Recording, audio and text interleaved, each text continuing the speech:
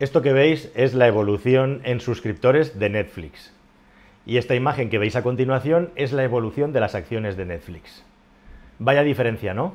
¿Qué tal, mis queridos amigos? Bienvenidos a un nuevo viaje en el cascarón de nuez. Bueno, estas son las dinámicas de las inversiones, del casino digital, de las startups y del mundo justamente de Silicon Valley y de las grandes multinacionales digitales de los Estados Unidos. Ya veis el crecimiento imparable que ha tenido Netflix en los últimos tiempos y justo hace unos meses se rompió, como si el crecimiento de Netflix fuera una especie de ley de Moore universal en la que la empresa americana estuviera consiguiendo y aumentando su número de suscripciones sin parar, incluso aunque se acabaran los habitantes del planeta Tierra. La cuestión es que si ves el historial de Netflix a nivel de crecimiento de suscriptores, la pérdida de suscriptores que ha tenido, que suma 1 millón más o menos, un poco más de 1 millón en lo que va de 2022, contrasta mucho con la increíble bajada de las acciones. Bajada de las acciones, por cierto, que está muy vinculada también al pedazo de pinchazo de la burbuja digital que había con todo esto de la barra libre de dinero prestado que ha habido durante la última década en los Estados Unidos y también en Europa, y que justo ahora se acaba de terminar emborronando un montón las perspectivas de un montón de startups digitales, e igualmente también las perspectivas de futuro de estas empresas, tanto de crecimiento económico como de crecimiento de personal. Bueno, como veis, Netflix se ha estancado, Netflix se ha parado, y parece que el modelo de negocio que ha tenido Netflix hasta aquí está puesto en duda en función del crecimiento que está teniendo. Lo último que ha pasado es que se preveía lo peor, estaban hablando de perder 2 millones de suscriptores. Sabéis que hace unas horas, según grabo este vídeo, ha salido la noticia de que no ha sido así, es como si se hubieran puesto la venda antes de la herida, lo que ha provocado un pequeño rebote, una pequeña subida. Pero como digo, está en duda el modelo de negocio y el futuro de Netflix, con crecimiento, digamos, sano a largo plazo, y esto me da pie a hablar de Netflix, a hablar de su modelo de negocio, de su historia, que es muy interesante, y qué es lo que puede pasar en el futuro, y especialmente también algo bastante peliagudo, y es aquellos que hemos vivido fuera de la caverna digital y ahora estamos dentro de la caverna digital, plantear la duda y el problema de si un algoritmo puede vencer a un humano bien informado. Vamos a verlo. Bueno, se pone tradicionalmente a Netflix como ejemplo de empresa innovadora. Hay muchas empresas que se quedaron por el camino porque no fueron capaces de adaptarse a las tecnologías que venían. Nokia es el ejemplo en la telefonía móvil, Kodak es el ejemplo en el mundo de la fotografía y el cine, e igualmente también una empresa como Blockbuster es el ejemplo negativo, y su némesis, la parte positiva, en el caso del alquiler, es Netflix, una empresa que los europeos, españoles, no conocemos tan bien en sus inicios. Se dedicaba a mandar DVDs y CDs a casa, a los hogares, por correo para que vieras las películas sin tener que ir a un videoclub, cuando todavía el streaming a gran escala no era posible, pero ya estaban trabajando en esa tecnología. Mientras tanto, Blockbuster seguía abriendo por todas partes locales, también en España, pero ese negocio de enviar películas y series por DVD es lo que catapultó a Netflix a la nueva generación, a la era digital, y a la que pudieron tener una tecnología consistente para poderte ofrecer el servicio vía internet. Se pusieron a ello y para entonces sus rivales murieron, estaban muertos. Así que lo primero y más importante de todo es que, aunque muchos, especialmente los europeos, los americanos estoy seguro que mucho menos, la conocéis mejor, podemos tener la percepción de que Netflix es una empresa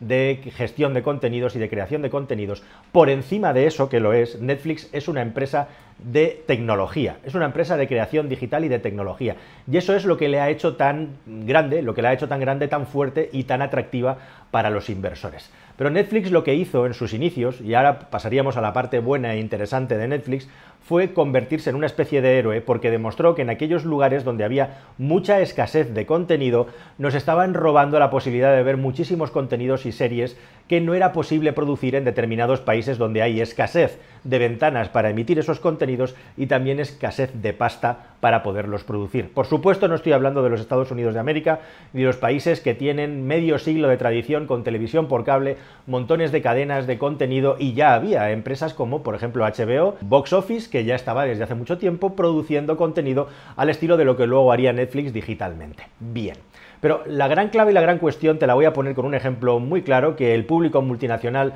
de este canal va a entender muy bien, que es la historia de la serie de La Casa de Papel. ¿Qué pasa con La Casa de Papel? Bueno, muchísimas personas no sabéis, probablemente, especialmente los más jóvenes, que La Casa de Papel fue una serie de televisión que produjo una productora que ya había hecho antes contenidos tradicionales, de los que se pasan en las teles lineales. Tele lineal es la tele de toda la vida, la TDT, ahora tele digital, en la que hay un contenido que se va pasando sin posibilidad de verlo a la carta. Y hay pocos canales y lo pasan de manera lineal, es decir, lo que se está emitiendo es lo que ves y no puedes volver atrás. Eso es telelineal. Bueno, pues la productora de La Casa de Papel había hecho un formato de serie que era bastante arriesgado para la tele lineal. ¿Qué es lo que pasa? Que en la televisión tradicional, como hay muy pocos canales y viven de la publicidad, básicamente, el problema es que hacen unos contenidos pensando en unos tipos de público que van a estar viendo la tele a unas horas determinadas y que interesan a los anunciantes publicitarios, lo que se dicen los targets que están viendo esa tele, ¿no? Y resulta que de esa manera lo que nos encontramos es que en esa tele tradicional en la que hay pocos canales, además lo que se producía era siempre lo mismo, con unos personajes determinados y unas dinámicas determinadas para poder impactar a un determinado público, que son las familias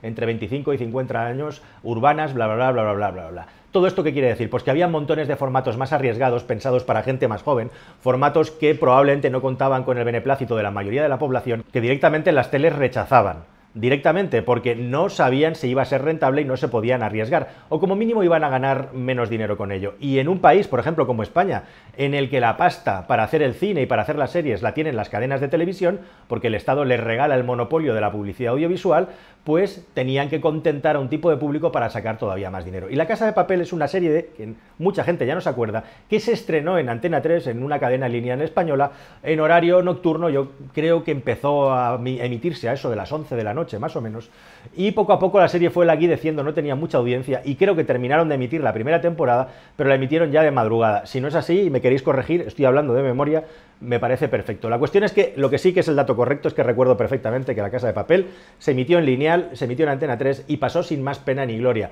Es la típica serie que acaba arrinconada porque no tiene suficiente audiencia. En esas cadenas, claro, en ese modelo de televisión. Y de repente llega Netflix a España y, lógicamente, para arrancar tiene que comprar un catálogo de títulos, compra La Casa de Papel, y hete aquí, queridos amigos, que La Casa de Papel en Netflix, con un público totalmente distinto al de la tele lineal, se acaba convirtiendo en un exitazo en España. Luego salta fronteras y se acaba convirtiendo en un exitazo en Latinoamérica, en la misma plataforma, para acabar convirtiéndose en un fenómeno global. Fijaos bien, de ser una serie que languidece y que no ve nadie en la tele tradicional, a convertirse en un pelotazo planetario. Menuda diferencia, ¿no? Eso es algo que habrá que agradecer a Netflix toda la vida, el hecho de que abrió la puerta, al igual que HBO y otras tantas cadenas ahora que compiten con Netflix, como Amazon o como cualquier otra que está ahora mismo en ese negociado, pues que abrieron el mercado y se demostró que había un público latente que no estaba siendo satisfecho, que no nos dejaban en muchos países, España, Hispanoamérica, países que no tienen mucha cultura de tener mucha oferta de contenido,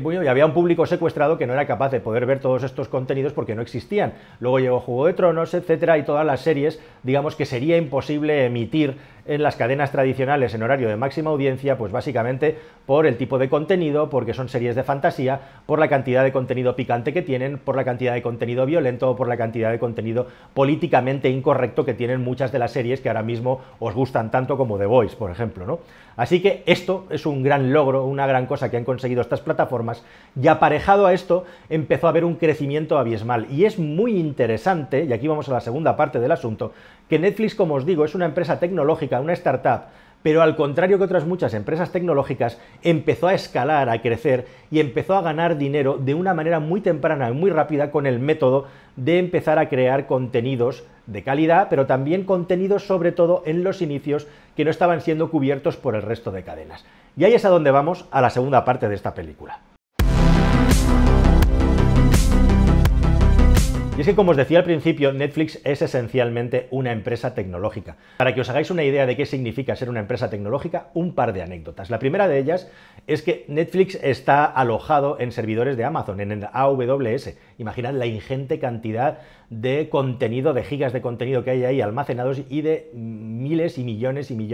de gigas de tráfico en tiempo real que tiene que estar consumiendo. Bueno, pues se comenta en el mundillo de la tecnología que los ingenieros de Netflix, algunos de ellos, los de sistemas y los de desarrollo, tienen más conocimiento de la tecnología de los servidores de Amazon, de AWS, más incluso que los propios ingenieros de Amazon. E igualmente también Netflix hace cosas muy curiosas, como una especie de manifiesto que todos los años tienen que cumplir delante de los directivos máximos, los directivos medianos y los managers de la empresa, por el cual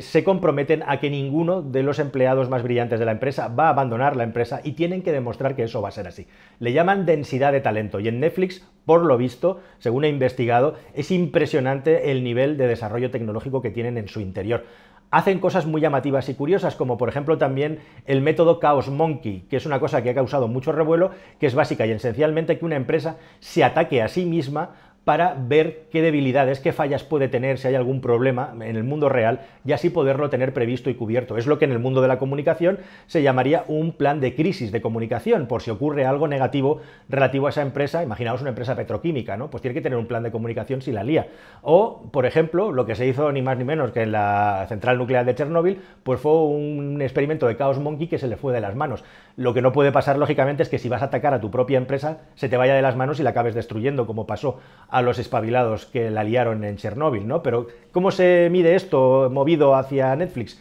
Pues muy fácil. ¿Qué pasaría si se reduce la velocidad del canuto por el que pasa la fibra y de repente se ralentiza la conexión a internet? ¿Cómo podría la empresa solucionarlo para que la gente pueda seguir viendo Netflix sin ningún problema? Pues creando buffers, creando una línea de transmisión con menos megabits por segundo y así con todo. ¿Qué pasaría si Netflix recibe un ataque? En la propia empresa se ponen en esa casuística y constantemente se están generando problemas a ellos mismos para intentar resolverlos si algún día suceden en el mundo real. Y no solamente eso, Netflix poco a poco se ha ido convirtiendo en un ecosistema cerrado. Hace no mucho tiempo leí una noticia muy curiosa y llamativa, y es que la gente más joven estaba empezando a dejar de utilizar ese buscador tan conocido cuyo nombre empieza por G y termina por E y tiene una página que pone GOOGL. Bueno, pues ese buscador está empezando a ser menos utilizado por la gente joven, que está empezando a utilizar el buscador de TikTok y el de Instagram como utilizarían los buscadores tradicionales para intentar encontrar contenido que les interesa, pero ya en un formato audiovisual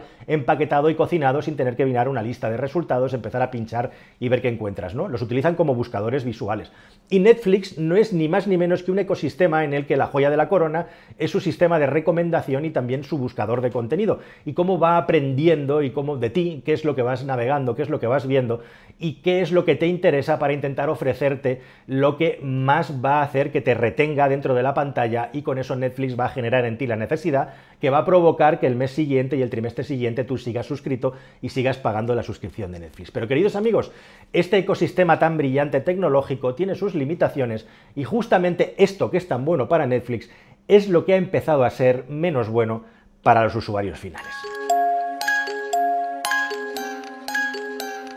Y lo que sucede dentro de Netflix es lo mismo que está sucediendo ahora mismo en el buscador más importante que hay en Internet, que es que el SEO y la escritura SEO en el periodismo, la escritura SEO, se está cargando el periodismo y el servicio al usuario final. Cuando tú buscas algo, lo que te encuentras siempre en los primeros resultados es un texto que parece escrito por chimpancés que repiten las mismas palabras y que te ocultan deliberadamente la información por la que realmente llegaste hasta ahí. Tanto en el titular como en el cuerpo del texto tienes que llegar al final para, en el mejor de los casos, intentar encontrar una información útil. Al final lo que busca este texto no es informar, es retenerte y ponerse en las primeras posiciones. Y a Netflix le está pasando exactamente y le ha pasado exactamente lo mismo. A la que Netflix empezó a llenar la plataforma de contenido, a la que Netflix empezó a producir por sí mismo, porque tiene la suficiente información para saber qué es lo que le gusta a quién, para podérselo cocinar y ofrecérselo sin tenerlo que comprar a un tercero, Netflix empezó a devaluar la calidad de su contenido de una manera extraordinaria. Aquí no estamos hablando de arte y ensayo, aquí estamos hablando de que te pases el día viendo la plataforma y como un mono enganchado a todo lo que van sacando. Y para eso las series de Netflix cada vez se van diluyendo más en contenido, cada vez son más pobres, cada vez son más repetitivas, y no vamos a hablar ya de la panoplia de los personajes que fue certeramente ridiculizada por Elon Musk no hace mucho, diciendo os lo merecéis por haberos abrazado a la cultura woke. Yo no entro en eso, pero lo que sí que es cierto es que al final los guiones de Netflix sí los escriben artistas, los escriben guionistas, pero están controlados igualmente por una máquina que te dice qué personajes tiene que haber, cuál es su perfil, cuál es su tendencia sexual, por qué la serie tiene que empezar con una escena picante como las telenovelas de Antena 3 al mediodía, por qué tiene que haber violencia o una ruptura del guión cada X minutos, cada X segundos. En definitiva, todos los patrones de éxito que se conocen bien y que inauguraron series como Juego de Tronos, por ejemplo, y que marcan una diferencia con los Breaking Bad o con las series como las que emitía HBO, que eran series mucho más sesudas y de estar pendiente, que te podías pasar un capítulo entero en el que prácticamente no pasara nada y en el siguiente que corriera como 10 capítulos. Todo esto se acaba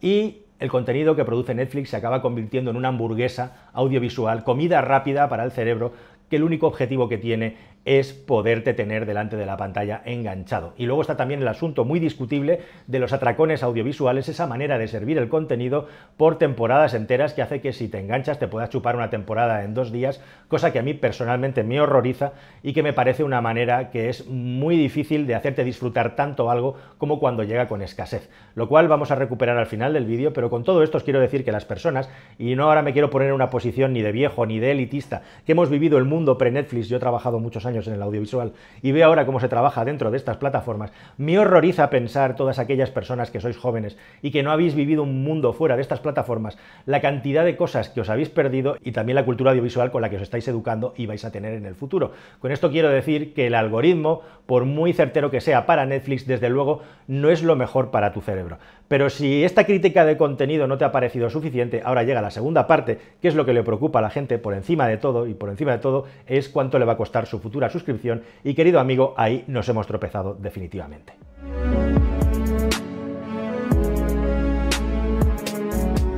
En Argentina ya se están organizando plataformas de usuarios para borrarse de Netflix. Es muy curioso cómo Netflix, en su trayectoria de crecimiento, utilizó una táctica que es como una especie de programa de referidos oculto, en el que tú puedes compartir tu cuenta en varias pantallas, y ese es el error que muchas personas cometen. Netflix nunca, en sus términos y condiciones, concretamente en el 4.2, dice que tú puedas compartir tu contraseña con otro usuario. Lo que dice es que puedes compartir pantalla, y compartirás pantalla en función de la suscripción que estés pagando. Puedes tener hasta 5 perfiles, y según si pagas 8 euros tendrás una pantalla, si pagas 12, 2 pantallas, y si pagas 16 euros en Europa, donde te estoy hablando yo, tendrás 4 pantallas a compartir. Pero Netflix siempre dice que tienes que compartir el hogar, el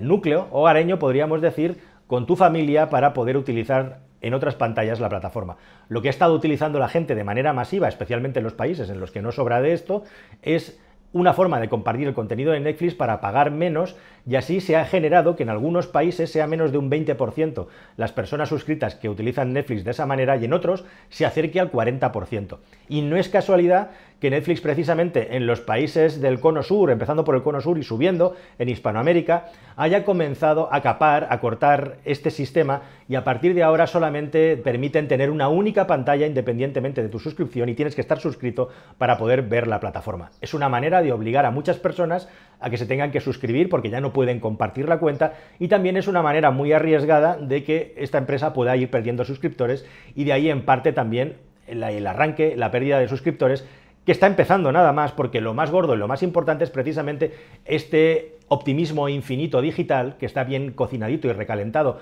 por la gente que se lo lleva crudo manejando el precio de las acciones, con el hecho de que Netflix estaba creciendo como loco y el precio de las acciones de Netflix simple y llanamente estaba absolutamente disparatado y no se sostenía por los números de la plataforma, por más que no dejaba de crecer. Y se ha topado con algo que es como si vas en un barco velero y te viene un viento de cola tremendo que te hace acelerar, que es el asunto de la pandemia, que nos ha encerrado a medio planeta en casa y que ha hecho muchísimas personas se apunten a plataformas de estas pues para poder tener ocio dentro de casa, ya que no podían salir. Países entre ellos como la India, ¿no?, donde Netflix tiene también un problema importante. Entonces ha terminado todo este proceso del encierro, del confinamiento, y resulta que estos negocios que se habían disparado completamente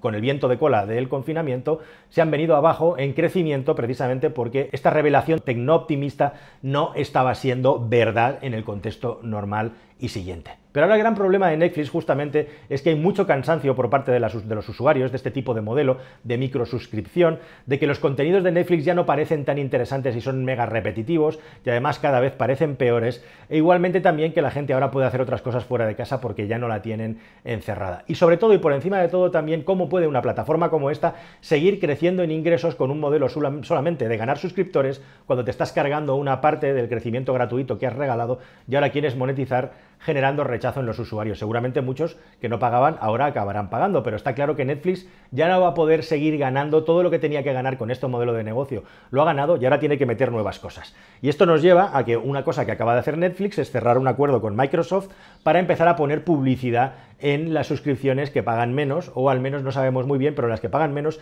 seguro va a haber publicidad, cosa que ya hace un tiempo que hacen plataformas, que estamos suscritos muchos, como por ejemplo Movistar en España, y que por cierto genera bastante rechazo porque no acabamos de entender muy bien qué es lo que está pasando aquí. Así que después de todo este viaje tecnológico que hemos hecho, esta vuelta termina en los 180 grados o va a seguir girando y vamos a terminar en los 360 grados. Es decir, vamos a acabar con un modelo en el que vamos a estar pagando una suscripción, pero vamos a estar también pagando indirectamente por ver anuncios. Vamos a acabar con un tipo de contenido que nos ha agotado, nos ha hartado y nos ha cansado. Y de nuevo, un ser humano recomendando contenidos y cosas buenas, como ocurre en otras plataformas como Filmin, va a acabar siendo el modelo correcto. ¿Hacia dónde va todo esto? Personalmente, yo que he podido vivir lo uno y lo otro, le agradezco a los algoritmos las cosas que me descubre, pero tener un guía intelectual, un guía, una persona que tiene un conocimiento brutal y que te recomienda cosas y que tú descubres y las vas saboreando poco a poco, esa es otra estrategia. Ahora resulta que estas plataformas tienen una manera de entregar el contenido para no perder suscriptores